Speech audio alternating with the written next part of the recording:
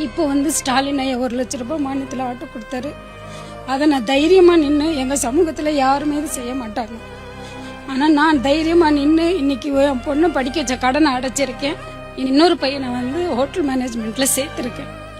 40,000 கட்டி நான் சேர்த்துருக்கேன். அந்த பணம் என்னோட பணம் தான்.